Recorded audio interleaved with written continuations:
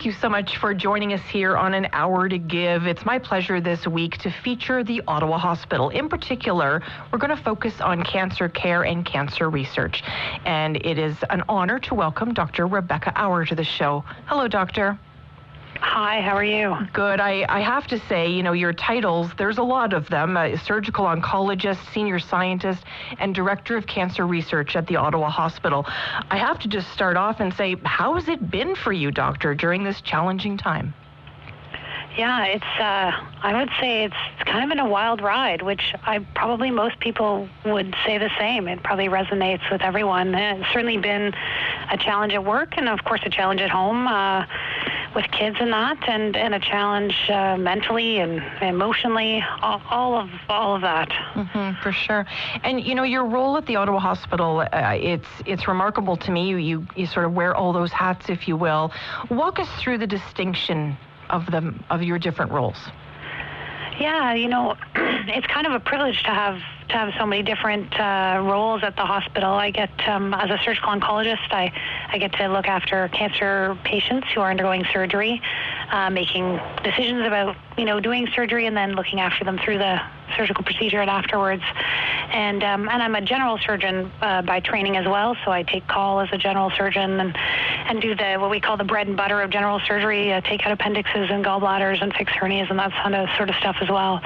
That's my surgical hat. And then from the research hat, I run a lab and have these incredibly smart trainees, master's, PhD students, and technicians, and who are doing the lion's share of the actual work, but where we study how surgery impacts our immune system and what the implications are for cancer coming back after surgery, which of course we want to prevent. Mm-hmm. And then I guess lastly, my director role, I get to work with all the scientists, and many of whom you've talked to, I know, on the show before, and absolutely brilliant people at the Ottawa Hospital who are really doing practice-changing and transformational research in the cancer space. Mm-hmm. And so that's another exciting part of my week. For sure.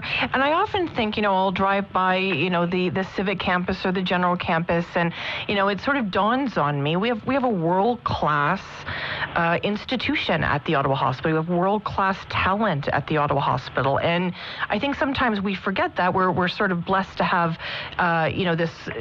these dynamic doctors like yourself here. And there really is amazing research being done. Does that sort of get you out of bed in the morning and get you excited about what's happening right here in Ottawa? Yeah, I think you're right. Sometimes it's like it's in your own backyard, so you don't see it. But Ottawa it's not the largest research program across the country, but in the areas where we excel on the world stage, and that's very exciting to see. And some of those areas are really transformational, like the practice-changing research in clinical trials, or the cellular and biologic immunotherapies for cancer. So in the areas in which Ottawa is really moving the needle, we're moving the needle on the world stage, and that's really exciting to feel like you're a part of. Absolutely. I have to ask you this. Do you remember the day that you found out you were going to be a doctor? I do, of course. I remember it very well. Take me to that day. What was that like? So I wanted to be a doctor from the time I was about 15. I was a patient at CHEO for about 2.5 months. And that was a really important experience for me, and it really led me to the decision that I wanted to be a doctor, and I enjoyed science and medicine. So, that journey to being a doctor was very important to me. It wasn't sort of an intellectual decision. It was very much a decision in my heart. So the day I found out, I was working at a residential summer camp for young offenders in South Lake, Ontario, sort of near the northern end of Algonquin Park. And we were in staff training. It was May. And we had a break for lunch, and the cook came into the dining hall and said that there was a phone call for me. So I went to the head office of this facility, and my parents were on the phone. And I thought, it's either good news or bad news. Why would my parents call me when I'm way far away? It's either good news or bad news. So I was holding that phone and waiting for that moment. and they said, "Oh, you got into medical school," and I kind of just burst into tears because I just had wanted this for so long, and so just knowing that I was going to be a doctor, and then I just put on my sneakers and I ran up the biggest hill I could find in the area just to release all of that sort of adrenaline and excitement, and I didn't tell anyone. And that night we were sitting out by the campfire, and one of my colleagues said, one of the other counselors said, "Oh, first star, make a wish." And I actually said, "I don't know what to wish for, because what I've been wishing for the last 7 years has just come true today." And he's like, "What?" So I just found out I got into med school. So it was a big deal. I remember that day very well. I can't even tell you how much I'm glad I asked you that question. That is the best story ever. I can't help but think that your time at CHEO would potentially still influence the way you care for patients today. Yeah, that certainly might be true.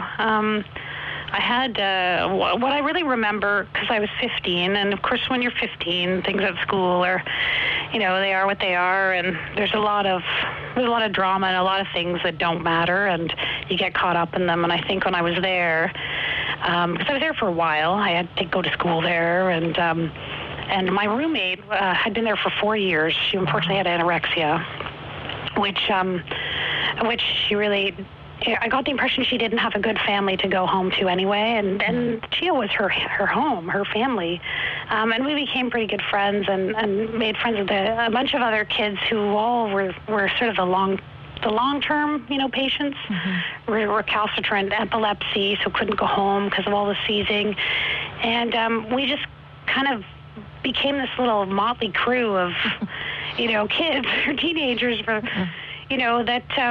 it kind of connected on a different level. And I think what I realized was there's things that are way more important than what's happening in high school.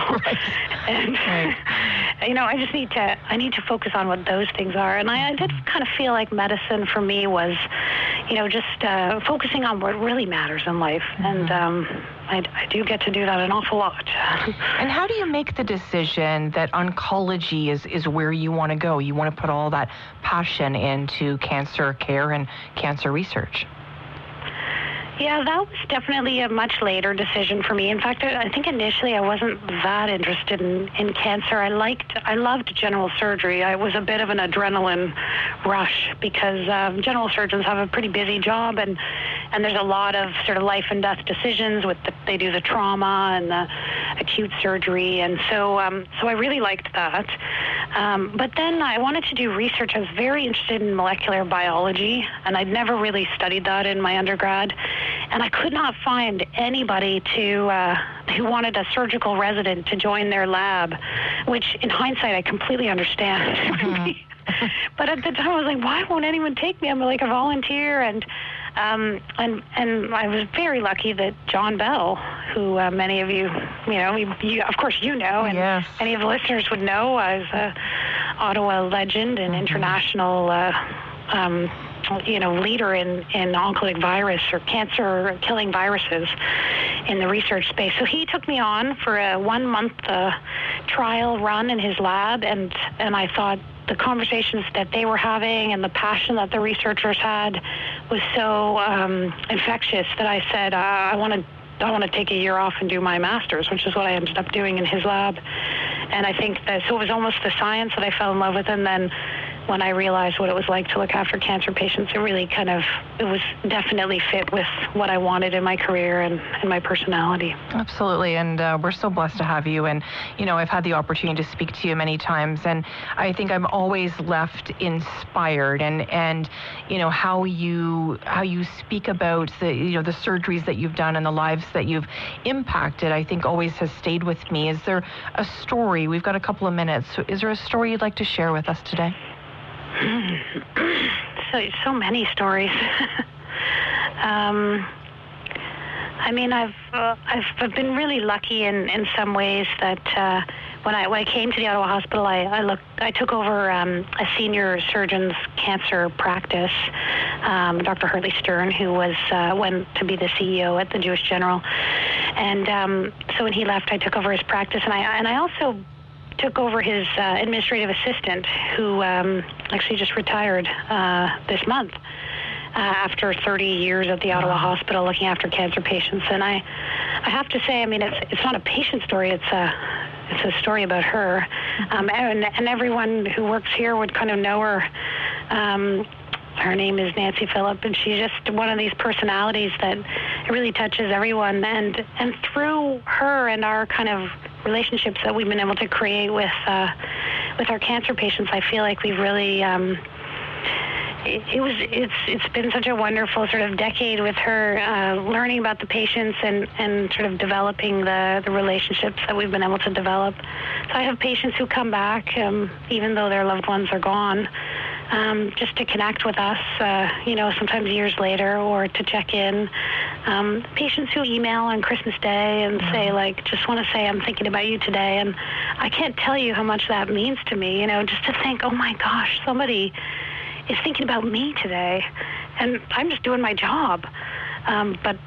But they feel grateful for this, day that they have with their family, and I got to be a part of that just by doing my job. But that's such a blessing. I mean, can't put that into words. No, absolutely. That's beautiful. And, I think back to my family who's, unfortunately dealt with cancer as well. And I think, from our perspective, we go to these appointments with you and we just trust you so much, and you can tell the community trusts you so much, and the patients. We're going to come back, because I'm not done chatting with you yet. We want to come back and talk about the cancer research that you're doing. Dr. Rebecca Auer is going to stay with us here on An Hour to Give. Stay with us, everyone. Today we're featuring the Ottawa Hospital and really putting a focus on cancer research and cancer care. And I'm welcoming back Dr. Rebecca Auer. And, Dr. Auer, we left off talking about, how important it is, of course, for the Ottawa Hospital to have all the talent that you do there and the ability to really impact people's lives. And, the research that you've done and to your point earlier, all the doctors there have done, including Dr. John Bell, it really is incredible. Walk us through some of the latest and greatest. Yeah, I mean, it's so true that some of the research, much of the research that's happening at the Ottawa Hospital is really quite transformational. It's very exciting to feel like you're a part of it. I think in terms of what's really exciting in cancer research right now, there's a few significant areas. One of which I think many people will know is what we call immunotherapy, or in a broader term we call it biotherapy. And kind of when you look at the history of cancer care and cancer treatments, it's kind of interesting to frame them in the perspective of how we were as a society as we moved through this cancer journey. So I think back in the 40s, the 50s, when we were starting this journey to tackle cancer, the war on cancer. That was really the metaphor. We're going to kill the cancer, kill all the cells, and of course that is what we want to do. But very much the metaphor was about decimate and destroy, and then hopefully pull from the ashes the patient before you hurt them too much. And really, much of the chemotherapy field was based on that concept: kill all the cells, but hopefully kill the healthy cells less than the cancer cells. And of course, chemotherapy has had a lot of successes. But as we've sort of moved on from there, I think a very complicated and elegant journey around how cells work has happened, and we call that molecular biology. And from there, we've begun to understand that cancer is not one disease. It's not a handful of diseases. That even when you look at one cancer, like breast cancer, there's actually multiple different types, and they're all a little bit different when you look under the hood, and start looking at the cell biology. So immunotherapy is one way of attacking cancers, and that's by using your immune system, the patient's own immune system, to kill the cancer. Cancers look different than normal cells, and that's what the immune system is designed to do. It's designed to find cells that are different and attack them and kill them. Those could be virally infected cells, those could be bacterial cells. And so cancers are tricky. They trick the immune system into resting and relaxing and not noticing them. But you can actually turn the immune system on. So what's exciting is that, at the Ottawa Hospital, we have a biotherapeutics manufacturing facility. And what that means is we can take exciting findings from the research lab. So things like cells that are uniquely designed to attack cancer, immune cells that we are uniquely designed to attack cancer cells, or viruses that are uniquely designed, again, to infect and attack cancer cells and call the immune system in, like sentinels, like, hey, here's a cancer cell, come and get it. And those amazing discoveries, which the OHRI scientists, the Ottawa Hospital scientists are finding, we can actually translate them by making products that are safe, and we can give them to patients in clinical trials. So that kind of ability is actually really unique to Ottawa. There are other places that can make cells, there are other places that can make viruses, but we're one of the only places that can make the two together. And combined, they're even more effective. So that's very, very exciting. It is, and I can't help but think about clinical trials. I mean, it certainly extended my father's life by about 18 months, the opportunity as well, obviously, for all of you to learn from those clinical trials, because, correct me if I'm wrong, but there's no research without clinical trials and the brave people that step up to be part of them. You're absolutely right. And we have actually one of the largest early phase clinical trial programs. So the new therapies, they would call them early phase trials, the therapies that are being tried for the first time, for example, in patients. And we have one of the largest programs like that in the country. And also one of the largest programs for cancer trials that are run through the Canadian Cancer Trials Group, so our national consortium of clinical trialists. And clinical trials, you're absolutely right. They're really critical because not only do they offer sometimes like the most experimental of therapies, which may or may not work. Honestly, sometimes they don't. And patients are incredibly generous to actually enroll in these trials, and there are certainly risks to them. But then the other reason why clinical trials are important is sometimes therapies are approved. Again, I talked about looking under the hood. You might look under the hood of a colon cancer, and it looks a certain way, and that there's a drug that's approved for that specific colon cancer. But actually, if you looked under the hood of a pancreas cancer, it looks exactly the same as a colon cancer, but the drug isn't approved for that one. But it probably would work. And the only way to access that drug sometimes is clinical trials. So these what we call molecularly targeted agents. And a lot of times clinical trials are very effective ways of getting these drugs that aren't yet approved by, they're not approved for mainstream use in Canada. Well, it's fascinating. Honestly, I could talk to you all day long. I just find it fascinating, and I really find it fascinating. In my notes preparing for today, there was a reference to the work that, the team working on cancer and the impact that you had in regards to a COVID vaccine. And I sort of had to read it a couple times. I'm like, am I reading this right? What did the team do in regards to COVID? Yeah, so there's actually really quite a few researchers and scientists, I couldn't talk about all of them, that actually turned their focus and energy towards COVID when that happened. And so a few examples, Dr. John Bell and Dr. Carolina Ilkow, who are both really just brilliant scientists who are studying, viruses, their background is in virology, so of course it made sense that they would use their knowledge and expertise to try and figure out how to develop a vaccine.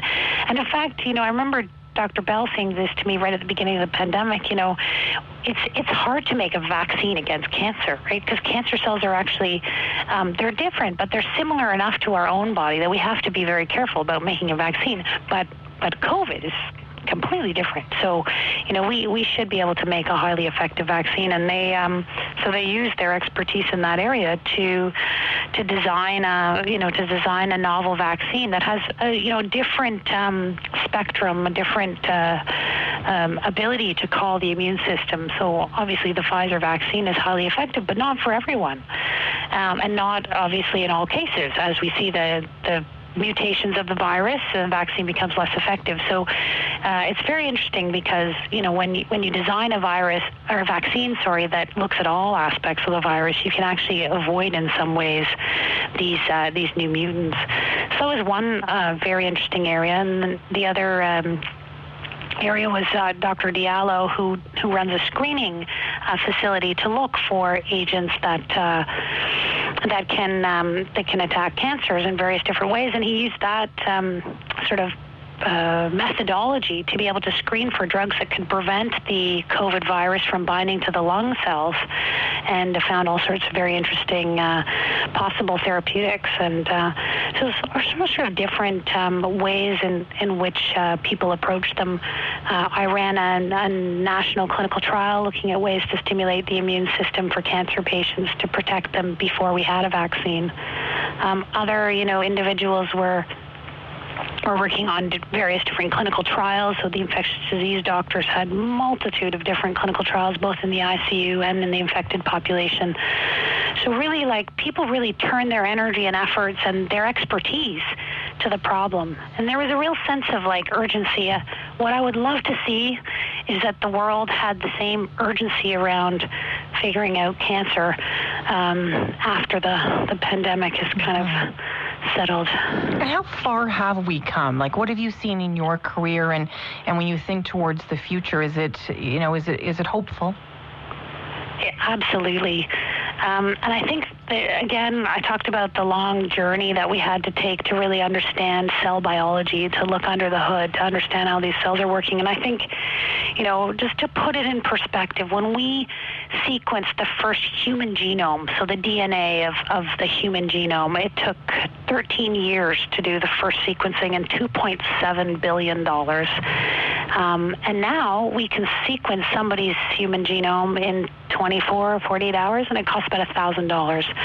And that's just sort of one example of how incredibly accelerated molecular research has come, and with it, our understanding of cancer biology. And I think what we'll find is, as we move forward, it becomes increasingly complicated, but we're increasingly able to understand those complexities and be able to apply the right treatments. It'll be a bit of a lock and key, right? So you'll have a cancer, and we'll figure out exactly why that cancer is different so we can target it appropriately. Or we'll figure out exactly why your immune system is ignoring that cancer so we can target that appropriately and get our immune system to fight that cancer. So I think that the future is very bright, and it's happening faster than we have the capacity to deal with from a regulatory point of view, which is another reason why clinical trials are so important. And I was just going to say, let's just say it very bluntly, a lot of times these clinical trials are happening because of philanthropy to the Ottawa Hospital Foundation, because donors believe in you and believe in the work that you're doing and the world-class institution that we know as the Ottawa Hospital. Absolutely. Grant funding, obviously incredibly important, and the Ottawa Hospital has been very successful in obtaining it, but it doesn't go all the way. And things like clinical trials, even the biomanufacturing facility I talked about, much of that is funded through philanthropy and through donors. Donors who believe in what we're doing and believe in how important it is to have it done right here in Ottawa. Absolutely. And if you had, let's say 30 seconds to share your gratitude with the donors that fund a lot of the work that you do, what would you say to them? Well, it seems so inadequate, but, thank you so much. I think that it's about the money. There's no question having the funds to be able to do the work is critical. But as you said yourself, it's about the belief in what we're doing, that what we're working on matters and matters to our community, and that the members of this community have faith in what we're doing and are willing to back us in moving this forward. And I know the patients are grateful for the opportunity to participate in trials, the opportunities to see these new experimental therapies get into patients. Thank you doesn't seem like enough. Oh, it's beautifully said, absolutely. It's always a pleasure to spend time with you. Dr. Rebecca Auer is a surgical oncologist, senior scientist, and director of cancer research at the Ottawa Hospital. And I know I've been inspired today. If you've been inspired and you'd like to make a gift, maybe in honor of Dr. Auer, you can definitely reach out to ohfoundation.ca. And I'm so pleased to welcome to the show Dr. Natasha Keckery. How are you? I'm great. Thank you for having me. Oh, it's a pleasure. A hematologist and associate scientist at the Ottawa Hospital. And I understand you have another big title as well. You're a winner, past winner for Dancing with the Docs competition. Was that fun? Fun might be the way to call it. I think it was nerve-wracking for sure. And I think it shone a light on lots of good things being done at the hospital. But was it fun? I'm not sure I would use that word. Well, I appreciate the honesty, and it's always an event that certainly the community looks forward to every year, and I applaud you for being a part of that for sure. Walk me through your role. What role do you play at the Ottawa Hospital? Sure. So as a hematologist, I treat patients with blood cancer, which means that, unfortunately, I see some of the worst cancers out there in terms of patients who, unfortunately, have really very difficult options in terms of treatment, very toxic treatments like something called a bone marrow transplant and chemotherapy and things like that that can be pretty difficult to do. And despite all of those therapies, we still lose patients to cancer. And unfortunately, I have difficult conversations with patients pretty regularly. And so my research program in Ottawa is really focused on finding new options for these patients and really focusing on a new pillar of cancer care, which is called immunotherapy, where we manipulate a patient's immune system to fight their cancer. And the way we do that is with something called CAR-T cells. And so that's where my research has really focused, which is CAR-T cell therapy. And CAR-T cells basically allow us to take a patient's T cells, which are cells from their immune system, and we re-engineer them in the lab to target their cancer. So it is a personalized therapy because we're using their own cells to create this product, and it allows us to then give those cells back to the patient in a way to try and treat their cancer. But the problem with a treatment like this is it's very difficult to engineer, it's difficult to manufacture, it takes a lot of resources to do that. And then it's good for patients to have options, but of course it's done through clinical trials, so it can take a lot of time and effort to really get to a place where we can do these trials, and that's where our research has led to. I lead a national program for CAR-T cells, and that's really the focus of my research program. Wow, that's incredible. I mean, it just seems, almost out of this world that we could do that type of treatment for somebody, that type of therapy for somebody. Where do you see this going? Like, where do you, if we're talking in 2032 or 2042, where do you expect that conversation to go? So right now, I would say that we have the most evidence for CAR-T cells in just a few cancers, certain types of lymphoma, certain types of leukemia. These are blood cancers.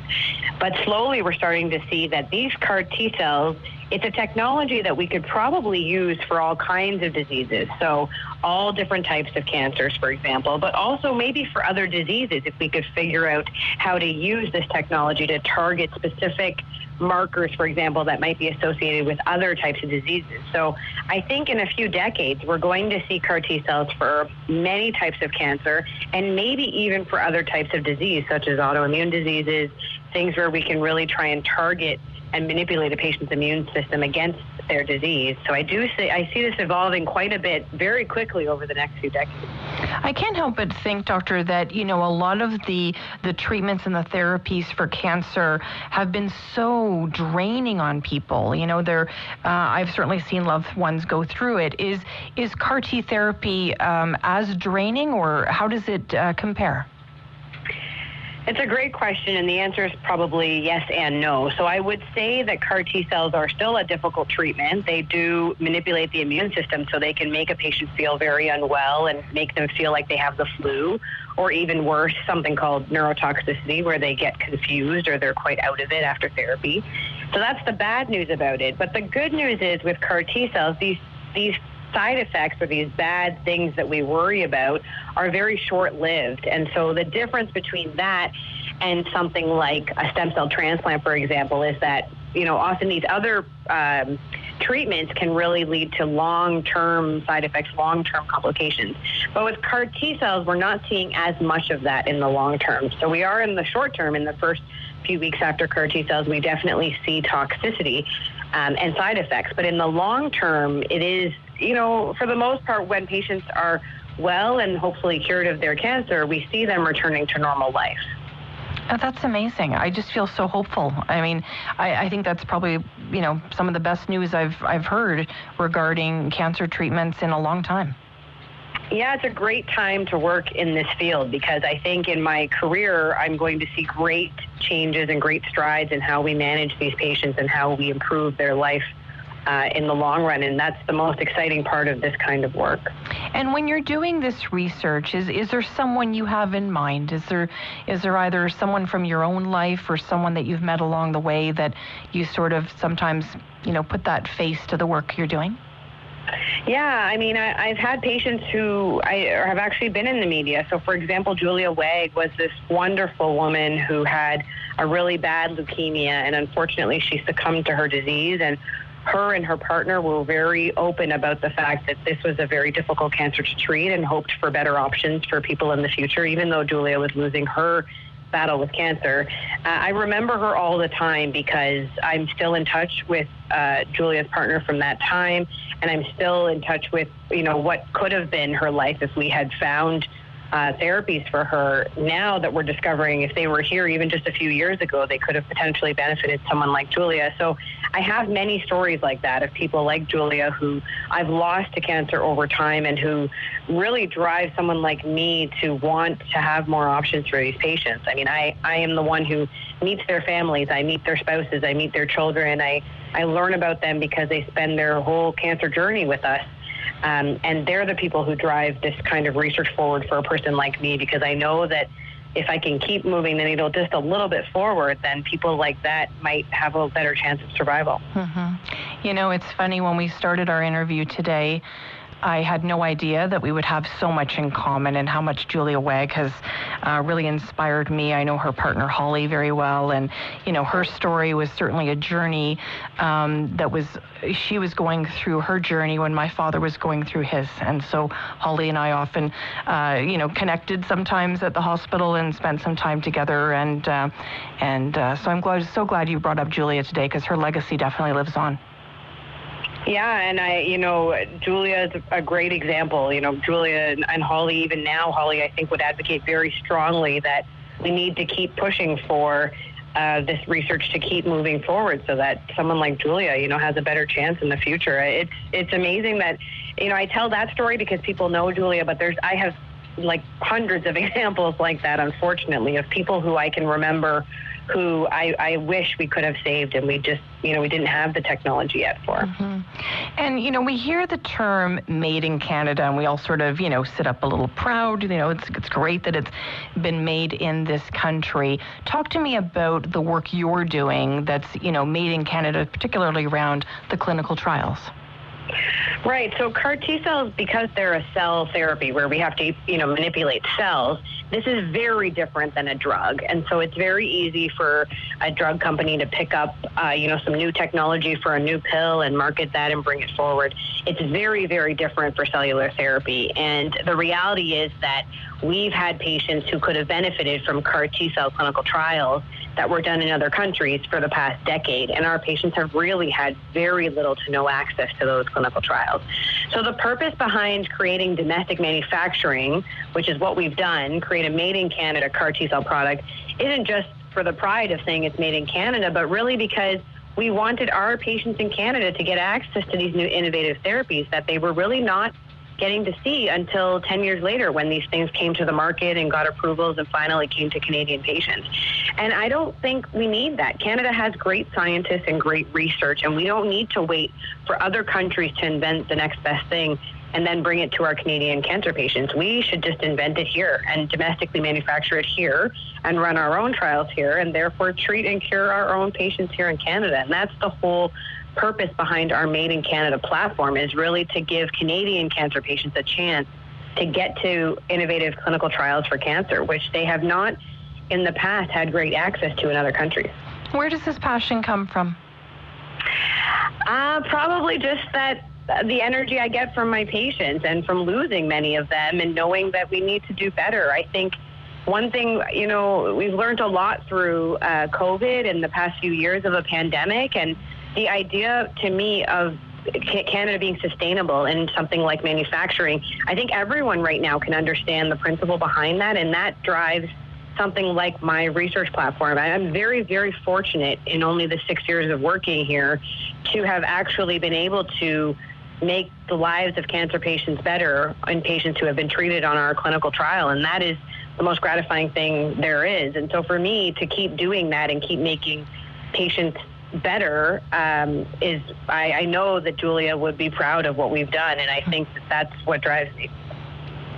Absolutely beautifully said, and I couldn't agree more. She would definitely be proud. And, when I think about all the people that you would have met over this time, how do you think they view you?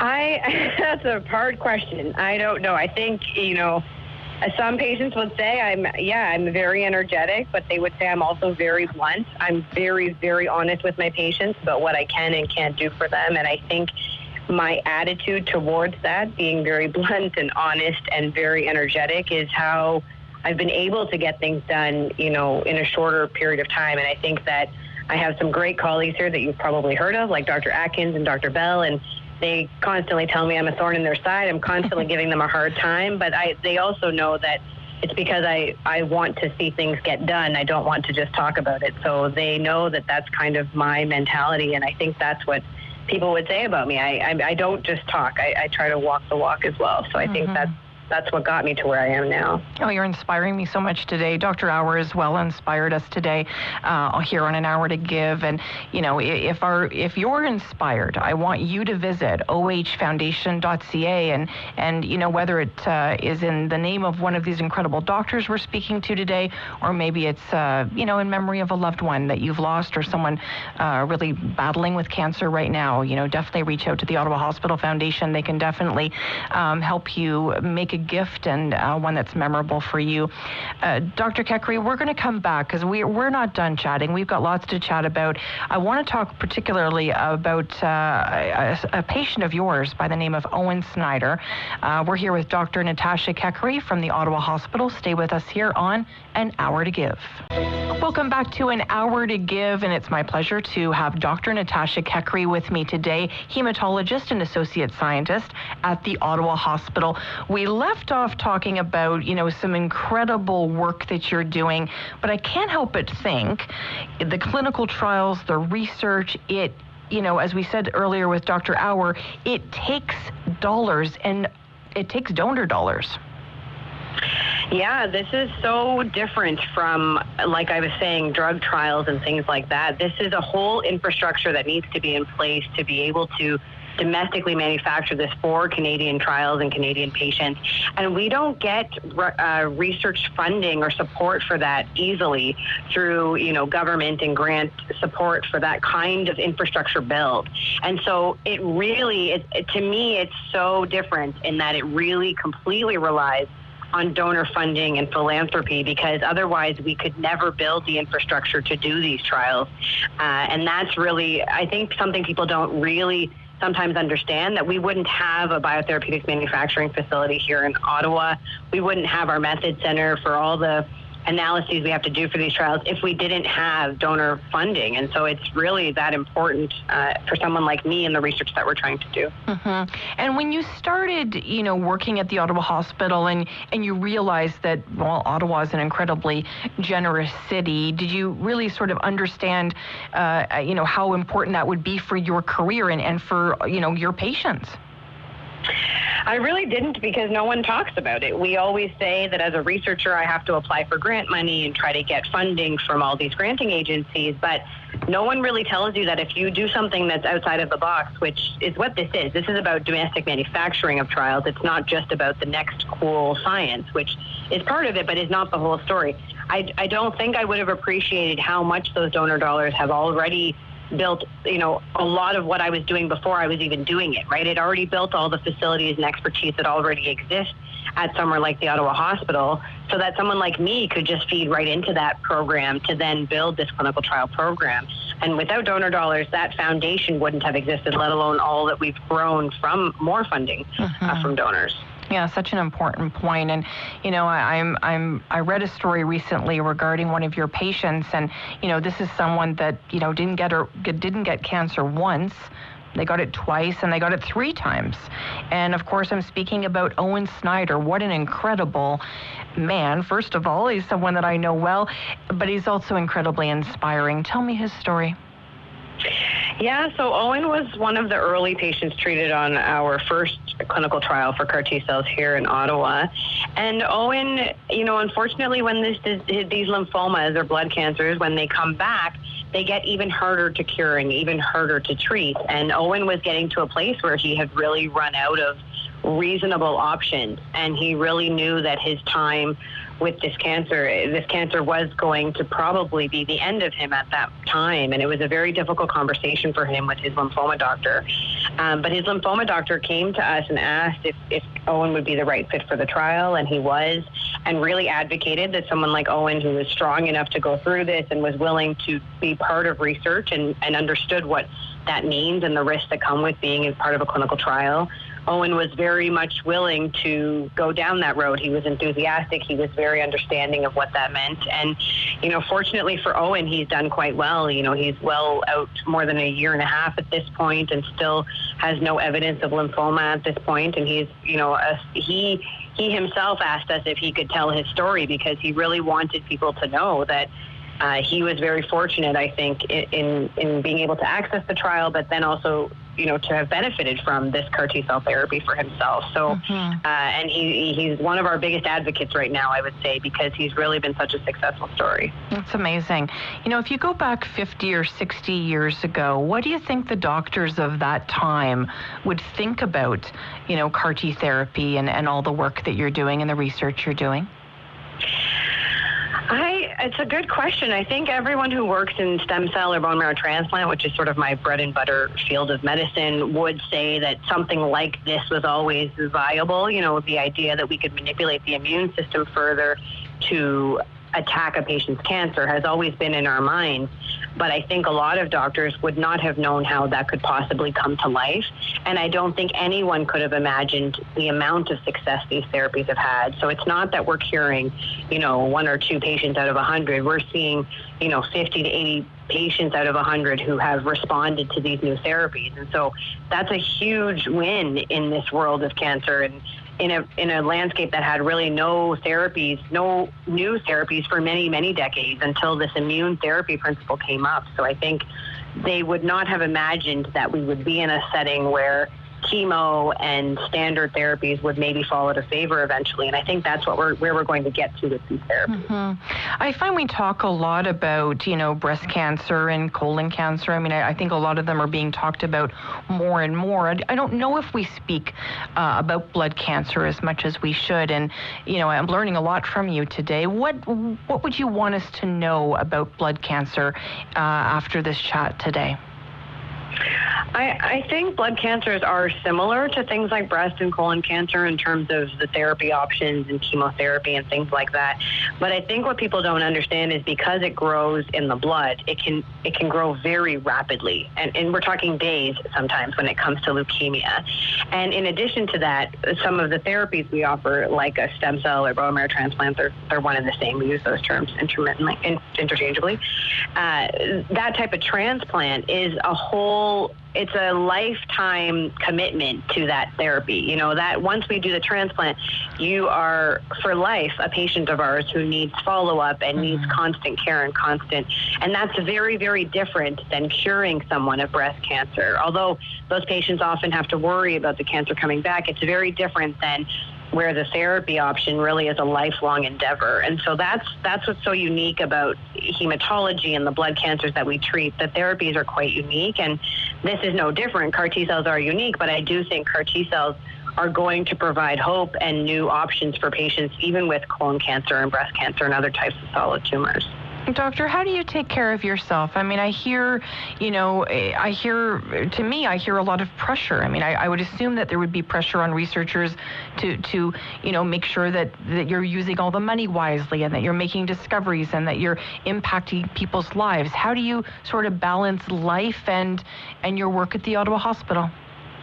Yeah, I think I put more pressure on myself than the Institute puts on me. I think most of my colleagues would agree to that. But there is no, this is such a big team endeavor. It's not a one-person event. It's not my research. It's a huge team, and I'm so well supported by mentors and friends like Dr. Auer, like Dr. Atkins and Dr. Bell, and the whole OHRI, the institute here, the Ottawa Hospital Research Institute. So I don't ever feel that I'm shouldering this on my own. I have a huge team that works with me to make all of this happen, and in fact, we're not an Ottawa-specific team. We have collaborators all over the country who have helped made this possible, including a very big collaboration with the BC Cancer Group. And so I get to shoulder it with all of them, and I remember the success stories. That keeps me going. And I have a great family life. I have a toddler I have to pay attention to. She doesn't really care if I'm having a bad day, and a husband who supports that. So for me, it's a very fulfilling career because I'm well supported at the Ottawa Hospital to do what I do, and I have a fun life to go home to. So it keeps it from being depressing. So, absolutely. Yeah. But do you ever, you're ever sort of doing your work and you sort of look around and think, we're doing this in Ottawa. Like, it's within the walls of the Ottawa Hospital that some of these things are happening, and not only impacting the people in this region, but across Canada and potentially the globe. Yeah, I mean, the Ottawa Hospital recently tweeted about this clinical trial program of ours, and my colleagues that, I trained in Boston for part of my fellowship, and they're a world-renowned cancer center down there in Boston, and I have collaborators in New York and in Texas, and in all of those places, I don't really know how they have seen this tweet and have commented to me about what we're doing here in Canada, and it's the first time it really made me think that, wow, we're in Ottawa, in Canada, and we are doing something for a whole country. I even though it's being led by Ottawa and it started here in Ottawa, the goal of our research program is to make CAR-T clinical trials accessible across the country. And it reminds me and drives me forward knowing that we're doing this in a national landscape and that other countries and people have seen it or know about it. And we already have lots of attention from countries in Europe to do similar work in their own countries and wanting to do things where they can create, clinical trials so that their own patients in their own country can benefit from these groundbreaking new therapies. And so to be a lead for that for countries that could benefit from, countries that have a resource-stricken healthcare system, that's a reality for many, many parts of the world. To know that we might be having a hand in that globally, very, very exciting. Absolutely. There may be somebody driving right now and, maybe it's a young person with their parent and they're, running errands in the city and they're listening to our conversation and, maybe it's a young woman who's thought, I don't know if science is for me, and maybe you've inspired her today. What would you say to her? I would say that I couldn't imagine a better career or a better a more fulfilling opportunity for me. And so if there's young women out there who are interested in research or who even think that they could be interested in research or science or medicine, I would say to go for it, because you'll have people like me who are a bit further along supporting people like you who want to do it. And I think I was lucky to have Dr. Auer, for example, supporting me and, being a young woman coming up in a research endeavor with a very male-dominated group around me. It has been hugely rewarding to have people helping me get to where I am now, and we will only pay that forward. So I would tell the next set of people out there who are thinking about research or medicine or science that it can be very fulfilling, it can move the needle, and don't ever let anyone tell you otherwise, really. Beautifully said. And if we think forward decades from now, when you're maybe at the time where you're winding down your career, what would you want your legacy to be? I think it would be to know that Canadians are accessing, innovative new therapies for cancer, and that I had a hand in creating that pipeline for those patients. I think that would be my legacy, to know that being in Canada did not mean that you were shorthanded in what you could access for innovative therapies for cancer, and to know that, especially in CAR-T cells, this new, innovative, very complex therapy, to know that that was accessible in these clinical trials for the next generations of CAR-T cells that come up. To know that I started that platform or had a hand in starting that platform would be probably the legacy I'd want to leave behind, for sure. That's wonderful. Dr. Natasha Keckery, thank you so much for joining me today and spending time with us here on An Hour to Give. And a big thank you to Dr. Rebecca Auer as well for sharing time with us. Really encourage you, if you want to get to know all of our doctors better, you can head to ohfoundation.ca. You can leave a gift there as well if you've been inspired today. It's my pleasure and my honor to spend time with you here. Have a great weekend, everyone.